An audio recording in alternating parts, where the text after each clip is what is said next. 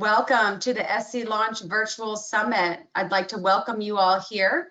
And before we get started, we're just going to go over some quick housekeeping items. We will be keeping all of the audience audio muted. So if you have any questions during the webinar, we encourage you to type them in to the webinar question controls. You'll see that at the bottom of your screen. For now, I would just like to do a little audio check. If everybody can hear me, could you please raise your hand in the webinar controls? John, Kella, Kelsey, Joe, welcome. It's so great to see you all here. All right, thank you. You can go ahead and lower those hands. Now I'd like to hand the mic over to Bob Quinn to welcome you all here officially. Bob? Thank you, Julia, and good morning and welcome to the SC Launch Summit Virtual and Light Edition. Like many organizations, we are holding virtually what was envisioned to be an in-person event. We decided that rather than holding a day-long summit, that we would divide it into 5 sessions, with this being the first of those sessions.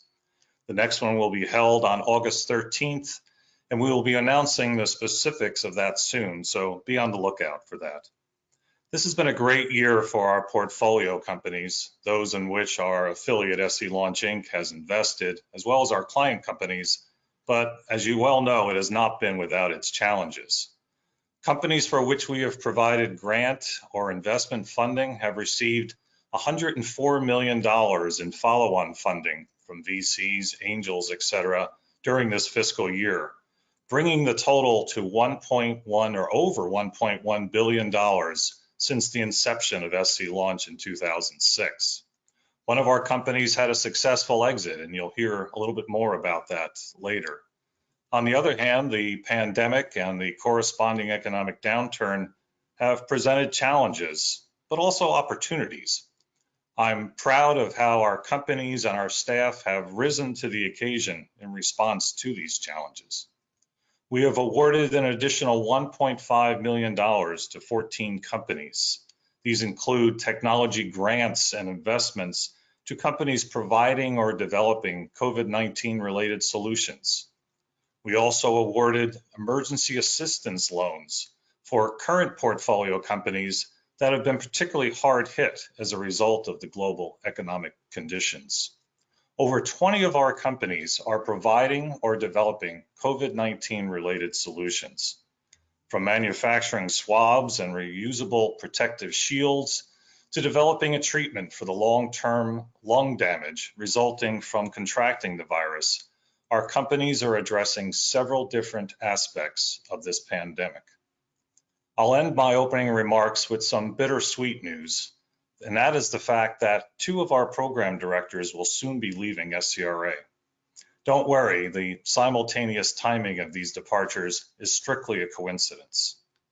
Christine Dixon-Thiesing, Director of SC Academic Innovations, is leaving the state due to family reasons. She will be joining the University of Texas at Austin, where she will lead technology commercialization, their incubator, as well as their industry engagement. Jill Sorensen, Director of SC Launch, will lead the Medical Technology Enterprise Consortium, or MTEC. Jill drafted the original business plans for MTEC some 12 years ago, so I know it is extremely exciting and fulfilling for her to have the opportunity to now lead that organization. We look forward to continuing close collaboration with Jill. Although we are saddened by their departure, we are thrilled for them given these tremendous opportunities. We've posted Christine's position and already have received applications from some outstanding candidates. We posted Jill's position yesterday, and we are hopeful that this too will attract top-tier applicants. Please join me in wishing Jill and Christine all the best in the future. I'd like to hand it over now to Lee McElwennan, Investment Manager for the Midlands region, who will moderate our panel. Lee? Thanks, Bob, very much. I appreciate it, and thanks everyone. I join Bob's welcome to the SC Summit, to this webinar, and I'm honored to be able to be your host. We have 5 distinguished panelists, all of whom are actually founders and CEOs of portfolio companies of ours. So it's really truly an honor to be able to get this started with this panel. What I'd like to do is to ask each of them to just introduce themselves, take about 30 seconds. And if you could also turn on your video so that we could see you as you answer these panels, and then we'll get started. So Bill, why don't you kick us off, and then we'll go around from there.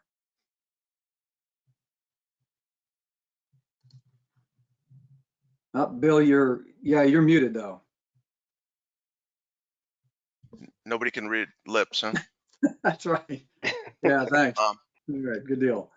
I'm Bill West. I'm the CEO of Ellipsis.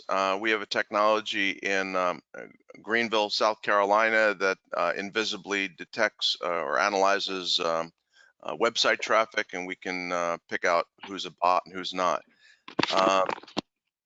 We are an SCRA portfolio company. We've had tremendous support from them over the years, and really appreciate it. And we'll talk later about how COVID has affected us and everybody else, but it's been an interesting ride for the last few months. Indeed. Thanks, Bill. Ryan? Good afternoon, or good morning, I guess it is. Ryan Heafy, the COO of 6 a.m. City. Many of you know us as Greenville Today, Columbia Today, or Charleston Today, local digital media product delivered as a newsletter at 6 a.m. every morning, curating and packaging and delivering all the local need to know news and events in the markets that we serve. Good, thanks, Ryan. Harold, over to you. Good morning, everyone. My name is Harold Hughes. I am the founder and CEO of Bandwagon Fan Club. We are an identity infrastructure company headquartered in Greenville. Talk a little bit about why we are an identity infrastructure company versus a lot of what you all may have read about us over the last few years about us focusing on fan identity, attendee analytics, and the live sporting event and live event space. I'm coming at you from Austin, Texas, where my wife's currently pursuing her PhD at University of Texas, but I'm happy to have a full-time team all in Greenville. That's great. Julie?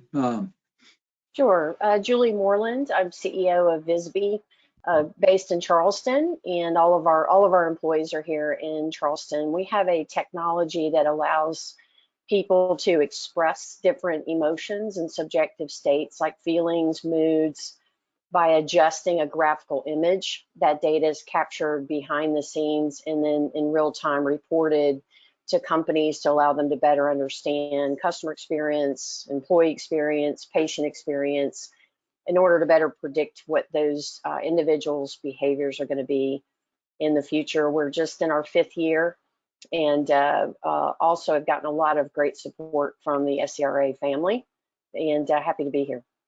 Well, thank you for that. And Laura, I don't see you. Are you able to show your webcam as well, or?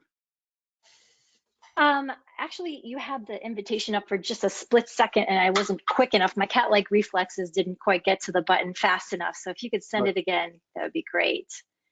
Okay. Well, we can hear you. Why don't you go ahead and do your intro, and I'll have Julie send that to you so you can get up. Yeah, so I'm Laura Bocampiso. I'm the founder and CEO of Van Robotics. We develop smart robot tutors to support core subject instruction for the K-8 student. We are focused on distance learning solutions currently for providing K-5 instruction that's standards aligned, certified teachers created for students across South Carolina. In our first year of business officially this year, we have, I should say, selling commercial product. We are now in about 16 states, and we have about 17 or 18 school districts here in South Carolina. So really excited to hear everyone's comments today about COVID and hear about the experiences other founders have had in terms of pivoting in this time of need. Thanks for coordinating this meeting. Hey, it's our pleasure. Thanks, Laura. And I'll go ahead. I will, as soon as you log in, I'll jump off because I think there's a limitation of 5. So we want to make sure we highlight guest speakers. But as you heard from Bill, we really do want to focus on the topic at hand, which is about the pandemic, how the impact it's having to your businesses, and really how you've adapted. And the goal is we'll get into different pieces of that about how it's impacted your cost structure, finances, your location, use of real estate. I know there are a lot of different aspects to that, but maybe if I could go, Bill, to you, since we spoke about this briefly, and just kick us off, that'd be great. And then we'll just rip off of these and then just ask each one of the panelists to kind of jump in as you feel comfortable. Sure. Well, we Yeah, we might have seen the impact or the effect of COVID earlier than most because we're predominantly serving e-commerce companies and predominantly small e-commerce companies, very small in some cases, through the platform and other e-commerce platforms. And we started seeing more store closings in January than ever before. And we couldn't quite figure out what it was. It continued and even accelerated in February. So we started talking to them. What's going on with your business? And we found that most of the very small e-commerce companies either carry limited inventory or they drop ship, and they weren't getting their supply chain from anymore. That is shut down entirely. So they were closing like crazy. We actually closed our business, our offices in March, and because COVID is really here. Our original objective then was just like many of you, was to stay alive for 30 or 60 days until this thing passed. And then Bob Quinn was good enough to point out that we may want to make our planning horizon longer than 30 to 60 days. He said, you may want to plan this out to the fall. And that was actually very, very good advice. So we put a financing plan to so we could survive to at least September. So that was good advice. The next month in April, it said, all right, looks like we can survive. March, May and June, we were doing fine. June looks like one of our best months ever. Our revenues are up 45%, but in a different way than we planned. We did no product launches, but the customers we have, and we charge a percentage of the revenue, are having extraordinary months right now. So our percentage of revenue is huge right now, and we're up about 45% since the beginning of COVID. So while it was a scary couple of months, good advice from Bob Quinn. I think we're gonna make it now. Thanks, Bill. It'd be a shame if I was on mute that whole time. It would. I think I could follow up with some of what Bill was saying, is that we saw from a marketing perspective our highest performance actually up until right about now, where our revenues were growing and are now flatlining because those who were selling product all decided in February, March to pull the plug on marketing spend, focus on saving their staff. And so now we saw a significant drop, almost to about 75% drop in new contracts coming in February. Now that's starting to ramp back up as people are figuring out how to adapt to COVID and what their new marketing strategies are. But we saw a pause, and a lot of dollars shifted to the right, and a lot of new contracts didn't come in a timely manner. But now we're almost back up to where we were before. But it's taken now this big chunk of revenue that's supposed to come in over the next few months. So Q3 actually will be our lower revenue quarter on growth. So we're kind of flatlined because the business was growing, but marketing dollars have changed. Fun fact, though, we're in the digital space, and a lot of money has moved out of traditional advertising platforms where you can get more D2C contact and direct conversion. So we've seen a lot of opportunity now and new advertising and revenue strategies that we've been able to deploy. So like Bill said, the money's coming in slightly different funnels, but actually has opened up more opportunity for us as a business.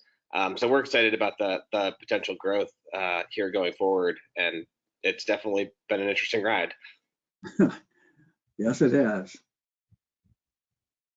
I can share a little bit about our trials a little bit. So from a timing standpoint, I don't think anyone was prepared. I don't think anyone was less prepared than we were. We just signed a multi-year lease in our office on Rutherford in February. Fully furnished it and designed it, so the team should get there and be comfortable and be productive. We had a board meeting in February as well, where I was talking to the team primarily about opportunities to really expand on the technology we had. As I kind of alluded to in my introduction, I started Bandwagon about 5 years ago, primarily trying to figure out how to make the live event space better for sports fans and music fans and any type of fan that was going to a live event. And so we originally started as a ticket marketplace and then pivoted to really being a data and analytics company for live event attendees. So our core customer were professional sports teams, large theaters and venues. And because of that, when COVID hit in really early March, our industry, and things started to get shut down, I remember we had 2 calls scheduled with 2 NBA teams the week of, was it the 12th or the 13th, whatever that week of March was. And they sent me a couple of emails saying, hey, we're probably going to push this off a little while. And I was like, okay, cool. You know, no worries. I'm trying to think through it. And then the news starts coming out. NBA postponed season, MLB postponed season, and everything started to just stop. And so if you're like us, it's focusing on fan identity and attendee analytics, and there are no fans and there are no attendees. Our revenue that was on pace to do almost 10 times what we did last year completely went to zero, completely zero. And so I looked at my team. I said, okay, we're keeping everyone on. We have this much money to make it until till this time. And that's one of the things I thought about from a leadership standpoint was I want to give you all the information you need so that you could have confidence in whatever decision you need to make. I was like, this is how long we have money. If we don't make another penny or raise another penny, this is how long we have. But let's think through what we can do. And so the wheels started turning and we had to pivot and come up with some new things. But ultimately it was, crazy timing. But I think that, we were fortunate. Our investors, reached out. SCRA obviously had some great programs and support of SC launch. And so it's been really interesting to be here in June. And I'm the conservative one. I don't think that this is going to be much different for sports until spring 2021. Yeah, I think you're right. Yeah, I can share a little bit too. We were fortunate. I would like to say that I'm clairvoyant or have some sort of, futuristic view, but last fall we had a pretty big space, 2,000 square feet on King Street, and I reached out to the landlord and said, we're going out of R&D and going into commercialization.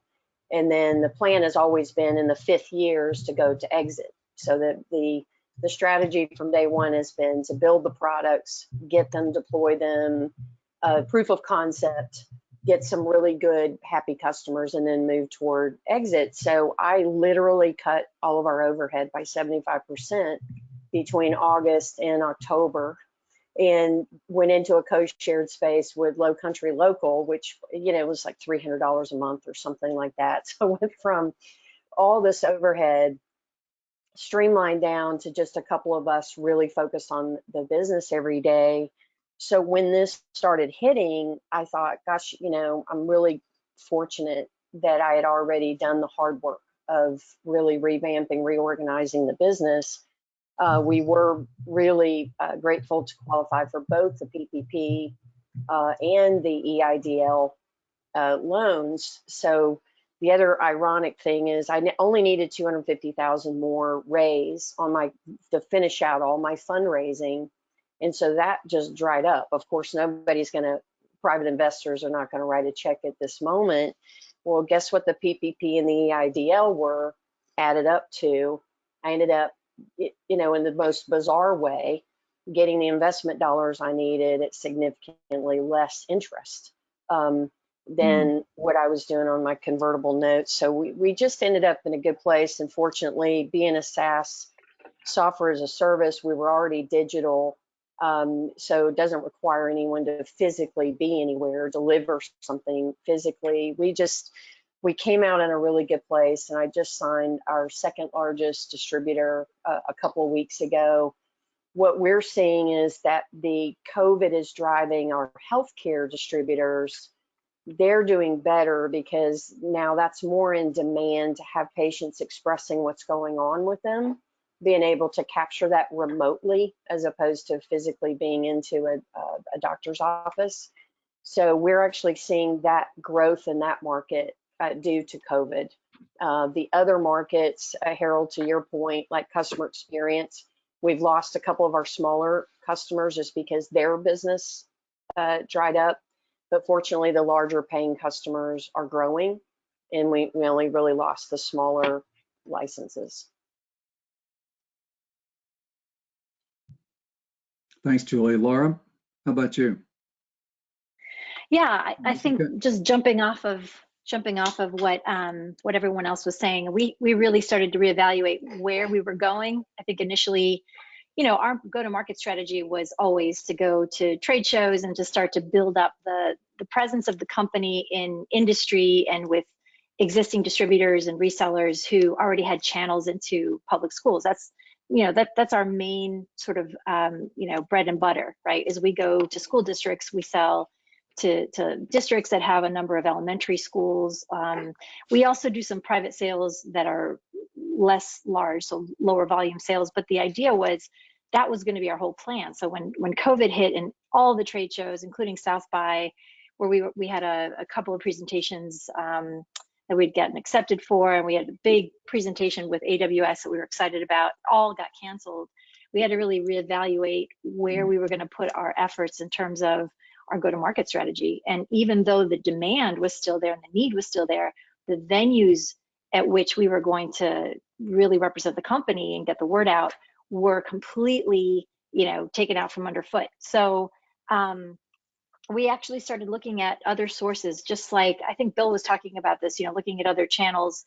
We started to talk to the CARES Act funding provides a number of opportunities for school districts to fulfill specifically distance learning needs. And that was right in our niche. We just hadn't really focused on that. So it kind of put a sharp point on the value proposition that we were providing these school districts in a way that was timely because they needed it, but also was exactly what the product was being designed for. So we literally just, it was dumb luck, I think, in a lot of ways for us. We had been planning to do distance learning, but it certainly wasn't going to be this early in the game. And so we felt very lucky, fortunate that we had been preparing for that eventuality, and we could step up our efforts to accelerate the development of that particular part of our product. So yes, we had to make a major shift, but we have just an amazing technical team, and we were able to make that pivot pretty quickly.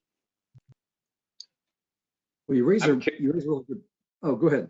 Go ahead, Ryan. I was just curious, Lee, amongst the team here, it sounded like a couple of people have mentioned alternate funding solutions that delayed, like for example, we're in the middle of a fundraising round, but we haven't had to close it as fast or take as much necessarily because we're able to get grant funding. I mean, the PPP and SBA loans were huge and were very beneficial to our company, but we're also seeing a lot of other grant funding opportunity in a lot of different industries that maybe in the past were going, not necessarily we're taking them from nonprofits, but they were going different ways, or new things have become available. So we're now seeing hundreds of thousands of dollars in potential grant funding that prevents us from having to dilute our business. So I was curious if anyone else has gotten or pursued other grant funding within their verticals. It's something we just weren't looking for before. So we Yes. are actually doing the same thing. I think that, so we're working with the Department of Homeland Security on an opportunity that's kind of like an SBIR. It's their Silicon Valley Innovation Program. They basically put out a call for a company to kind of support or suggest a new identifier other than our social security numbers. As you all kind of know a little bit about us, like we've been focusing on identity and really thinking through, what makes a person in a digital database. And there are ways that we can manage that without sharing personal identifiable information. So, today as we had to pivot, we started to pivot in February, or at least thinking through it, and now, kind of really leaned into it. Bandwagon's positioned as an identity infrastructure company that helps companies transparently manage, aggregate, and store consumer information. And so because we separate personal identifiable information, PII, from that demographic, brand preferences, and all the other choices that go with that individual, now we're able to kind of help spin up a new identifier. And so we're actually working with the Department of Homeland Security, which is non-dilutive funding. A Fortune 50 company reached out to us about trying to work on something else around police brutality and database tracking. And so that's something else that we're looking at. And so we do expect the live events will come back. So we've got Aura, which is one of the products on our website, and that's going to stay. We're launching another product called Ideal Seat next month. But we think that we've really got a huge opportunity for non-dilutive funding, Ryan, where we're seeing either government agencies or the public sector looking to leverage technology in a way, not only think about how contact tracing is going to be used, but also ways to better preserve identity and data for consumers. Okay, it's good. I mean, it's a great illustration, Harold, of taking advantage of what's out there. And Laura, I heard you jump in as well. Did you want to make a comment? Yeah, I was going to add a couple of quick things. We have in the past for R&D, applied for and been successful in getting federal funding from, large institutes like the National Institutes of Health, but also from NSF. And then just recently, because of, CARES Act funding, there's been appropriated funding specifically for education. The problem is, it's knowing about the opportunities when they are available. So one instrument that we use is Grants Watch, which is well worth the nominal subscription fee that you pay to get updates about it. You can exactly tailor what kinds of updates or notifications you get, but it opens up a whole world of potential funding, not just for yourself, but for organizations you might be working with who may be a little strapped, who may be very interested in your product, but don't necessarily have the funding or the inclination to jump in head first. So grants are a fantastic way to sort of facilitate that process. We found there's so many local, regional, and state grants that go anywhere from a couple $1,000, $5,000 all the way up to a couple million per year. So we've definitely been talking to the governor's office. They've got appropriated funding that they want to help families that are disconnected from school because they have no internet access, for example, all the way down to CARES Act funding that's specifically for large districts to help deploy full-scale solutions to their students. So I think that's a great point. Federal, state funding, and like I said, getting connected to a platform that can keep you abreast of what opportunities may be available for you and your customers, I think is huge nowadays. Yeah, we talked, I know, Laura, we were speaking about things like rural broadband, where that's now a topic of consideration because it's a need for the kids to be able to actually learn now that it's all virtually done. And there's a great fit with what you have in your product offer, but just knowing about it is part of the issue.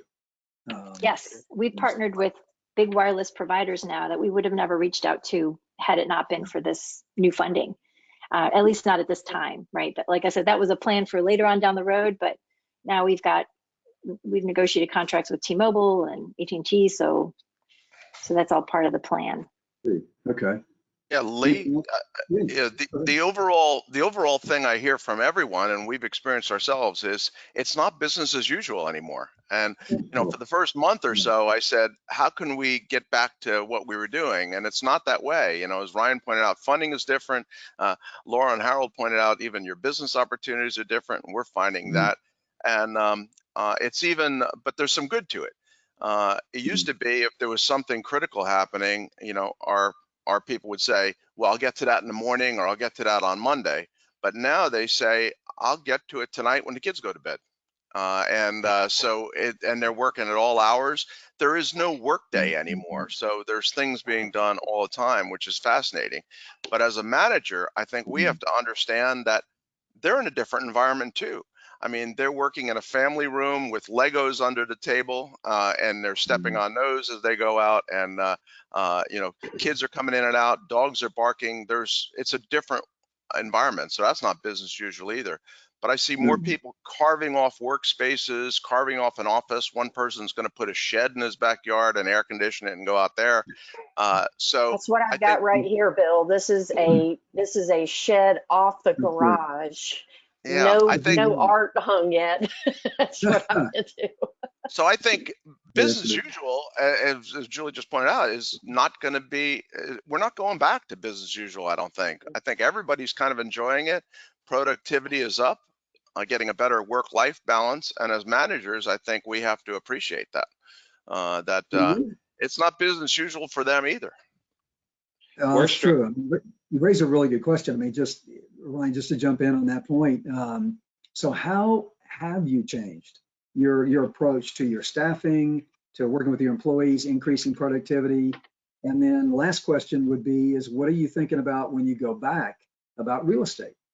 Are you going to take the same space that you had before? do you see yourselves in an office or continuing virtually for an extended period of time? I'm interested in everybody's thoughts on that too. Sorry, go ahead, Ryan.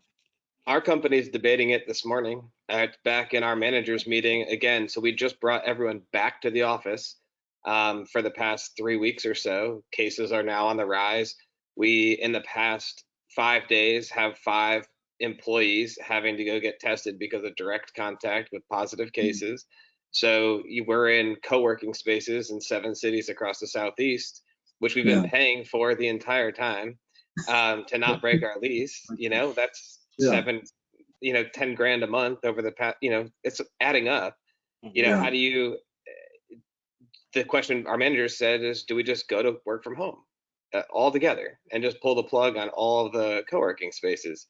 It saves us a ton of money. It makes a lot of sense from a business perspective, but we're struggling with the culture side. We have a very strong positive company culture, but there is a benefit that we see in some of the direct relationships. We already operate in a remote capacity from city to city, but there is something about having another person that you can bounce off of. So we may pivot to a model where we get together 1 or 2 days a week instead of all the time, and have more hot desk type opportunities instead of fixed offices. So we're actively evaluating, but I can say we've come back to the office, and I'm not sure that that's right now. Yeah, I don't think we're going back late, and we've talked about it a lot with our group. The other side of it, though, is we have a lot of entrepreneurs that lease space in our place, so we're probably going to do something. But we don't plan to have a lease that we guarantee anymore. It'll probably be a revenue share of some sort. And if our landlord is one of the attendees, my phone should be ringing right now. Our strategy, one of the things that I think I've leaned in the most on is working on becoming a better manager. I'm a first-time founder, first-time job creator. I spent a decade in corporate America, and my management style has been an aggregation of everything I loved that my favorite manager did to the things that I wish my managers would have done, and then a little bit of blending from leaning on mentors and folks that I've just kind of looked up to on how they've created culture in their companies. As I mentioned, we just got our office. We've got our lease. We're continuing to pay it. As a person who is a landlord as well, I've got my house being rented in Greenville. I understand that if I can continue to pay, that'll help my landlord not feel a pinch there. And so far, we're still managing that. But because of that, I think that because we had just finished outfitting the office, one of the things that we did in March was we gave the team members a bonus and said, hey, here's a couple $100, go buy something to make being at home more manageable. Like the fact that y'all haven't seen my son on this webinar yet is astonishing. I don't apologize for it anymore.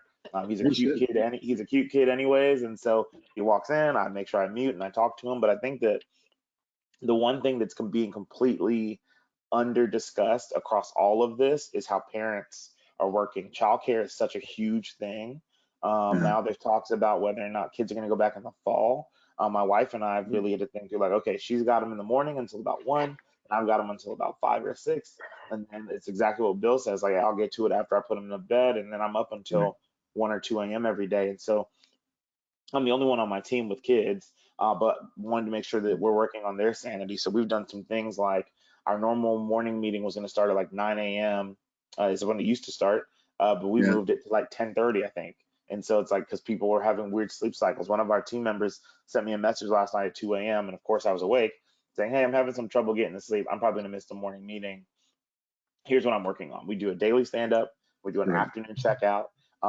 We've added those types of things. And so it's been really, we've gone all virtual since I think March 23rd or March 19th, somewhere around that. We're gonna keep our office. And because of the way our team is, collaboration standpoint, they're all technical. This is the software engineers. We want them together so that they're sharing thoughts and it feels more collaborative instead of interrupting, as it would be when you get a random Slack message. But yeah, our approach is that we are 100% going to stick with real estate. I think that we are going to make sure that we have some dynamic with the schedule flexibility. But yeah, I think our management of this has been probably the most important thing. We did one last thing I'll share is we worked with a local company, Home Sweet Home that does like caramels and other sweets, and we did a virtual cooking class. So she was able to package everything to make banana bread, and everyone got a kit, and it was bananas, flour, the pan, the spoon, everything. And it was like, okay, this is like a virtual team building activity. And so Yeah. I'm just trying to keep my team sane right now. Yeah.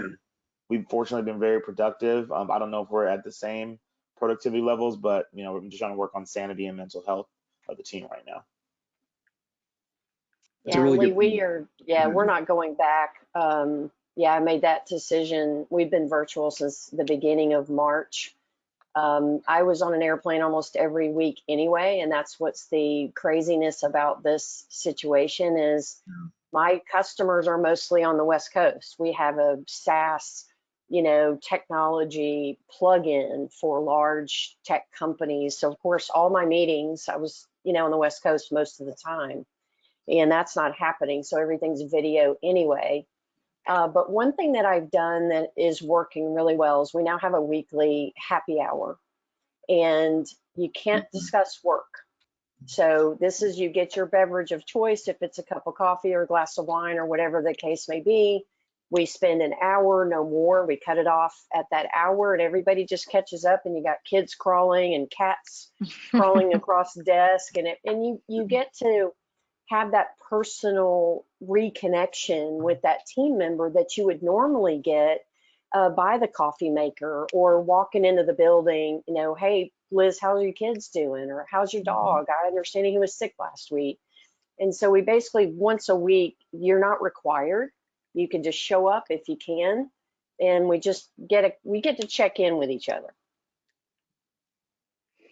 It's really important. Laura, how about you? Anything Yeah, on- I was going to add, Julie, I'd be interested in knowing, is that during work hours typically, or is that after work hours? We usually go around 5 o'clock, so that way it's not stretched into when they might be trying to cook dinner, get ready for their family. So it's usually 5 o'clock. Got it. Ours Yeah, is I mean, 3 o'clock. We do I was going to ask that question because so when I was at Techstars in Austin, there's a large group of people that still keep in touch, and they have their happy hour every week on Saturdays, which I thought was really interesting because it's so far from the work week.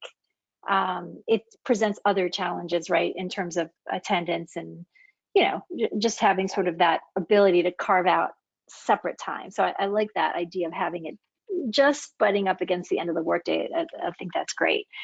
We have come back and we have lots of space. So we each have basically our own office, our own room to work in. We all have face shields, and we've done all of that. Really starting to reevaluate. We have had a team meeting yesterday about it to reevaluate whether we will continue this. Because we have a physical product, we do have robots that need tending and shipping and boxing when we get orders in. It does present a little bit of, some requirement for someone to physically be present here occasionally, but it certainly doesn't require us to all be here all the time. So we've actually really seriously considered going back to a once or twice a week schedule where we don't have the full team here, but there is that ability to kind of schedule time in the office to have that camaraderie. Because I do think there is something lost, even as great as our distance, our remote work was when we were all at home for several weeks. We did lose out a little bit, I think, on that social aspect of just knowing that, hey, we're all kind of here together. I've got a question, I can just kind of ask so-and-so over in the next office over. I think that is lost. And I do think that we really thrive in that. So I think as a company, we enjoy that. We've had conversations about not wanting to lose that altogether. So I think that's important. But also, the point of having children at home, that's been a huge question. We fortunately haven't had to do too much change in terms of our meeting schedule because of that, but always being sort of sensitive to the fact that people have kids at home, and this time can be extremely stressful when they're stuck inside with you at home all day. can be really difficult. So, obviously flexibility is really important for that too. So do you, on that same note, we heard from Bill, kind of the workday has changed. It's not an 8 to 5 anymore. What have you done to kind of adapt to that environment? Because it looks like this is going to be the new normal for a while. I'm interested in your thoughts there. And then also to riff on what Harold mentioned is we've been getting a lot of calls just from client companies that are struggling with the whole idea of a work-life balance, where it's a little bit easier when you're going to work and then you have family obligations. Here it's all mixed in together. And how do you deal as the founders and managers with the stress that and the anxiety that is kind of caused as a result of this new condition that we're in? So I'll throw that out there and see who wants to jump in on this.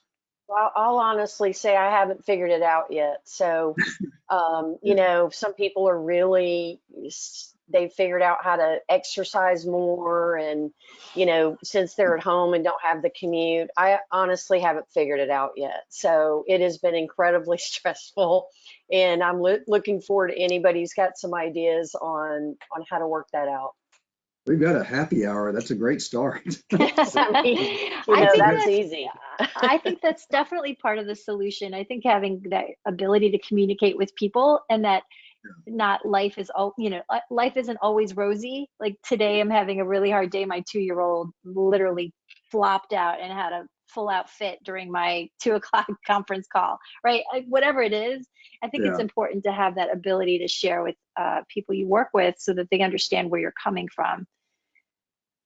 Yeah, Yeah, and I Lee, mean, I don't think it's business as usual at all. I mean, it's an appreciation for, and while people may do stuff at midnight or 1 o'clock, and like we've experienced all the time, and do stuff overnight, they also may say, I'm gonna go from noon to 3 o'clock and take a hike with my my family. And Right. so the workday is not going to exist. I don't think. It's just, you know, I'll get my family done and I'll get my work done, but when I can.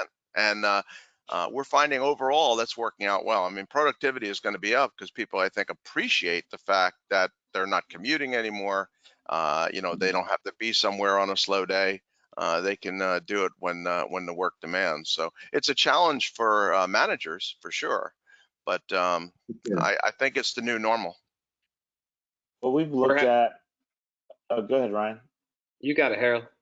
Well, thanks. What we've looked at has been really systematic. Like I talked about us moving our start time for that morning meeting, our daily stand up from 9 a.m. Eastern to I think 11 a.m. Eastern, because people were really having a hard time figuring out their sleep schedule. You're waking up later, you're going to bed later.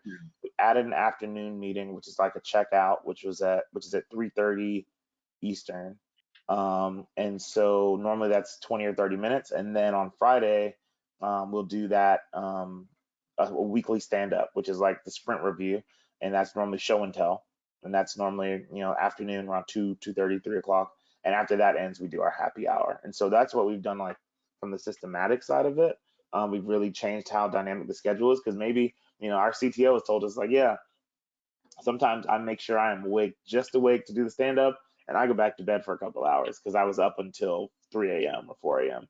And so I think what's going to actually happen is that you're going to probably see more companies focus on dedicated work hours, like collaborative work hours, and say, hey, team, I need everyone to be available from 11 until 2 on Tuesday, Wednesday, and Thursday.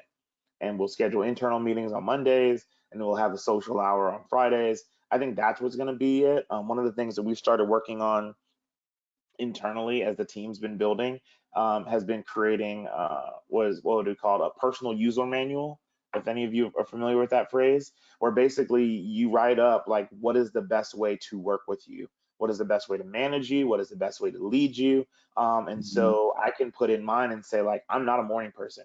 There's no way I'm doing a meeting before 9 a.m., which is why I missed all of your beautiful faces yesterday. There's no way I'm doing a meeting before 9 a.m. because that's when I'm with my kid. And another person may say, well, I'm not really, like, I get anxious on video calls. And so if I get on first and no one's there and I'm just staring at myself, I may drop out or something like that. So we're trying to think through how people work, and that user manual and having people create is really important. I'm fortunate to be a night owl, so my son goes to bed and then I can hang out with my wife some, and then no one's scheduling meetings at 11. But I will say, Bill, I don't know if you kind of alluded to this. I've taken more calls at midnight in the last 3 months or Yeah. after midnight, just because, you know, you send an email and then they respond. You're like, well, okay, well, let's just do this. And like, there's no, you know, my wife is fine. She's not worried about it. And so I think that it's going to be very intentional for managers to create really concrete schedules on what it is we need from you. And, Yeah. you know, our team looked at the unemployment rates and like, you know, we're just so glad to still have jobs. You know, to your point, Bill, we want to absolutely do this, but it's important to make sure that while you're pivoting, you still are getting check-ins from what your team wants to be building. You know, your team could say, hey, I really signed up to do this, and now that we're going to do that, it's great to have a paying job, but I'm just less passionate about it. And so I understand, you know, we are in a pandemic, but mental health is like the #1 thing on our list for our team. And we're trying to find ways to stay with it. And I think we'll keep trying to poke around at it. But for now, I think we're okay. We're going to try to keep, you know, an eye on it for sure. We're doing similar. We just relaunched some specific aspects of a company culture committee. So our staff internally actually oversee the culture committee, and it's not part of our management, where they set up and have different experiential things that they do. And we basically allocate a budget to the company culture around different themed things each quarter that they handle. They help us plan stuff for our company retreat, which now may be in a remote capacity. That's where we bring all of our staff together for one time a year. So we actually maybe go into a virtual retreat, which is something that we just started putting on our radar in the past couple of weeks. We have a mentorship program that we've expanded now, or are expanding, that was mostly for onboarding employees, that we're going to now start to do with regular contact with people that are in different roles within the business. Hey, Ryan, can I Yep. interrupt you and ask, and for you to finish your answer, but also how big is your team? Because that all sounds awesome.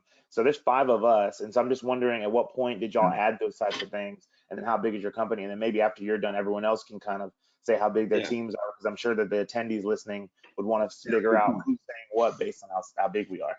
Sorry. Yeah. Okay. We have 30 full-time and 6 part-time. We put that all into play when we got to about, a lot of the pieces started coming into play when we got to about 15 people. But there's different aspects of it. Like we have spin-offs of our culture committee where there's a parent, they're trying to create a parenting group right now to support each other while they're home more effectively.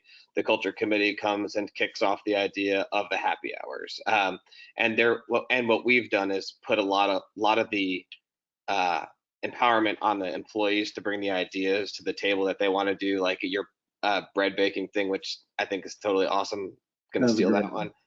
But like those type of things that the team is delivering, our staff delivers to the culture committee, and they work kind of with management to implement as many of the things as we can. One of the things I think that's been most interesting tied to the culture has been the way you create culture with new staff. So we've brought on like 4 new staff in the past 60 days. And we use a platform called Trainual, which, if anyone's not familiar with Trainual and you're a small business, it's like the best. So I'm an engineer by degree. I run a media company now, but process in a business, Trainual is the best for onboarding staff. We've taken editors in our company, brought them on, and within 10 days, they're operating at the same level as our other staff, because it's all lined out in this process. So we had a playbook for how we do what we do.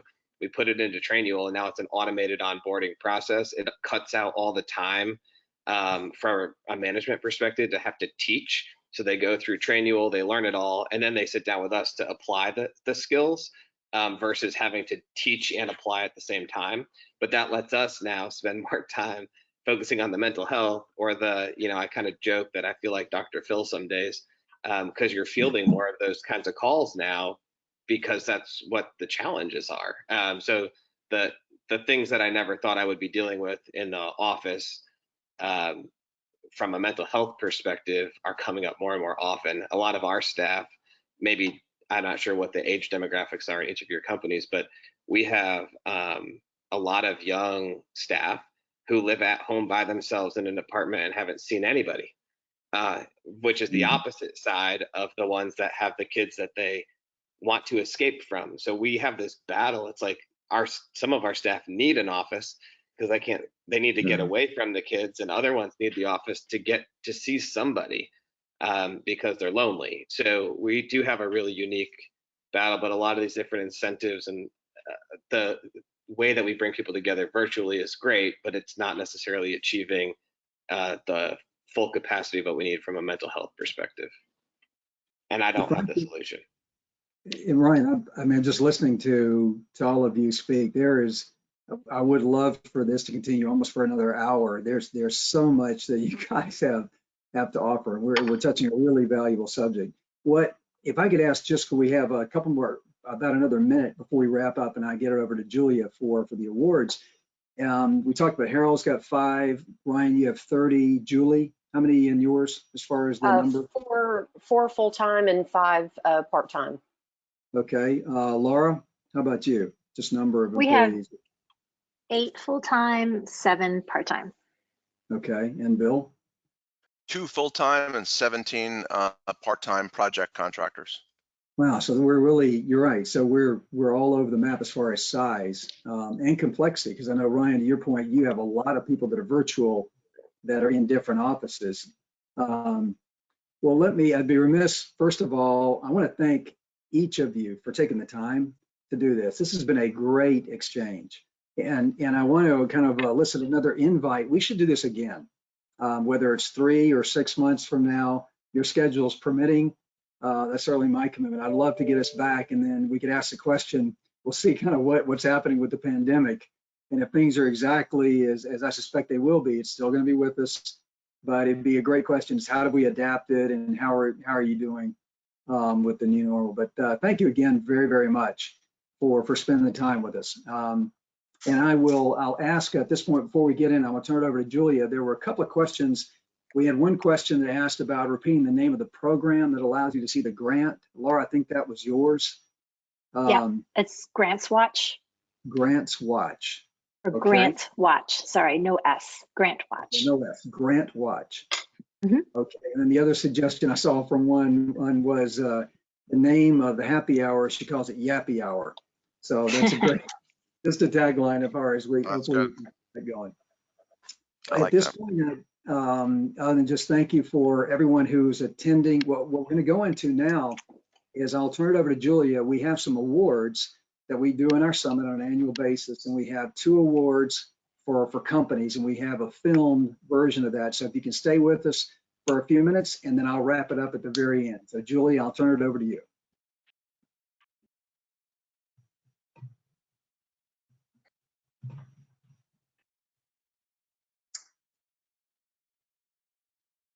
Well, we don't hear any sound.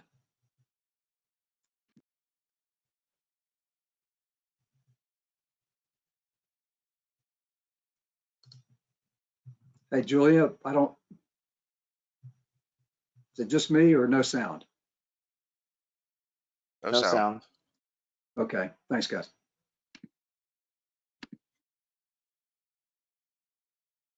Try this again. Yeah, still no sound.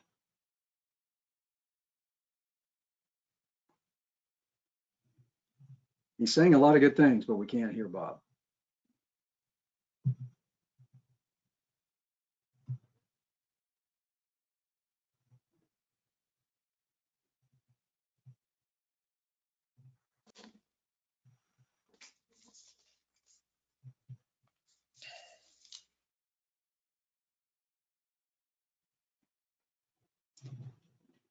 No, still no sound, Julia.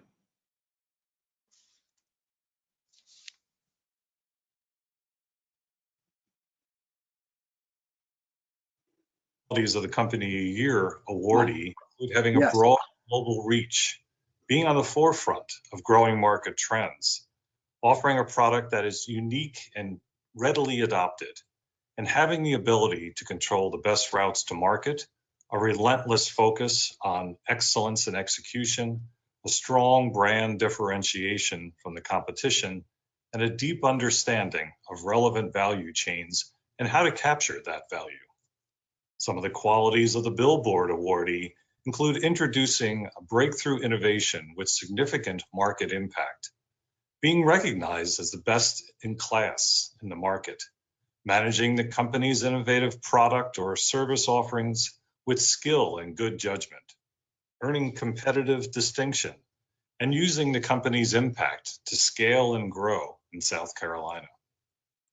This year's Company of the Year award is presented to Engaged Talent, which during this fiscal year was acquired by Workforce Logic. We are thrilled by exits such as this, particularly when the company remains in South Carolina to grow and prosper for years to come.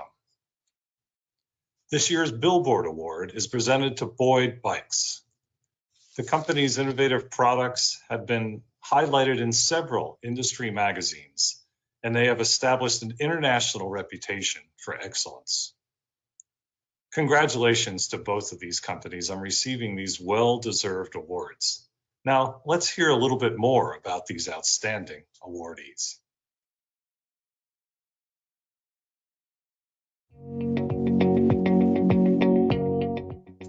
Good afternoon. Thank you guys for having me. I wish obviously that we would have done this in person like the summit is usually done every year. But what an honor and what a journey it has been between us and the SCRA and the whole network behind the SCRA and the network that the SCRA made us part of. We were first introduced back in 2015 when we were really early. There was a couple of us sitting in a co-working space with some PowerPoints and big dreams. And SCRA saw the opportunity, saw the challenge that we're trying to solve. So that's a team that they want to back and believe in. Tracked us for a while, and in late 2016, while we were in the middle of a major pivot. And we were just ready to go after a completely different target market with a somewhat of a different concept. In the middle of all of that, they still believed in the team, believed that we can deliver something special, that we're solving a problem that need to be solved. And that's when they made their first investment in the company. Obviously, not too many investors, professional or otherwise, will look at a company in the middle of a pivot and say, "Yep, that's where I want to put my money." But they did it, and without them at that time, we would not be here. And literally, I would shout this from rooftops. They carried us through a very lean period. And if it wasn't for their support, investment, and network they helped us build towards the end of 2016, beginning of 2017, again, we would not be here. And then, fast forward a couple of years in 2019, where we were acquired by one of the market leaders in Workforce Logic. And since then, we together filed 4 patents. So that tells you how much we're the innovative DNA runs through the company and how great of a fit that has been. Obviously, all that is great news for South Carolina. It is exactly what SCRA is set out to do. And also as a result of that, we are continue to expand our team here in the South Carolina between Charleston and Columbia. Workforce Logic is committed to the area. So cannot thank you all enough, the whole team, from the directorship and the board all the way down to people who helped us with press releases and connecting us with others around the area. Been a great journey, still very involved with us. They are now investors in Workforce Logic and still part of the family. So thank you. Stay safe, y'all, and we'll talk to you soon.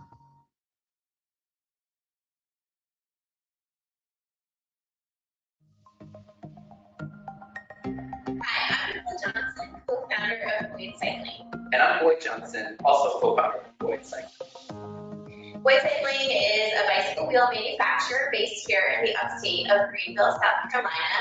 We're going on 11 years in business. And we supply bicycle wheels to bike shops, consumers, and we started working with distributors and OEMs all throughout the world. And we'd really like to take this opportunity to thank SCRA for the continued support of our company. We started working with SCRA SCRA and SC launch in 2016 at a very pivotal point in our company where we were redesigning our bicycle rims and implementing new innovations, expanding our lineup. And so within the first round, we were able to release some new models, really set ourselves to the forefront of the bicycle wheel technology.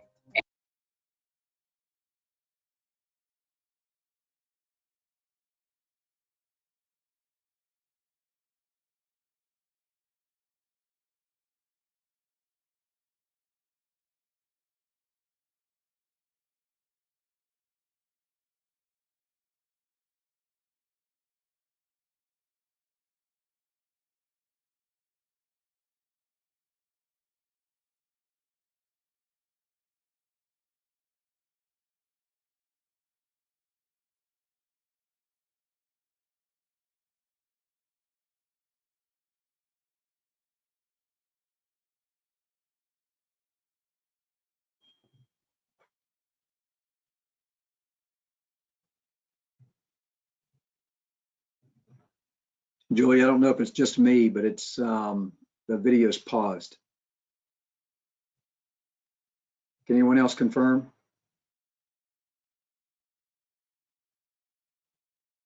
Can confirm. Okay.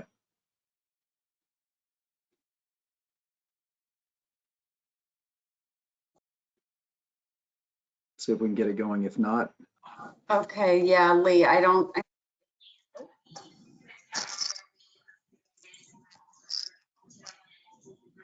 yeah, Julie, my recommendation is just out of respect for people's time, we're about 3 minutes over. Let me go ahead and just take this opportunity to thank everybody again for taking the time, especially staying with us for a few minutes for our awardees. Both Boyd Cycling and Engaged Talent are both just well represented here. But I did want to ask one other thing before we officially close the session. We will be sending out a survey. So I would encourage everybody to look for that in your email and please give us some feedback. We want this was the first time we've ever done it virtually. We're going to be continuing this, as you heard Bob mention. It's one of a 5-part series that we're going to be doing on the summit. So you'll look for other dates coming forward, but let us know your feedback, and I hope everybody, excuse me, has a great rest of the day. Thanks again for joining us.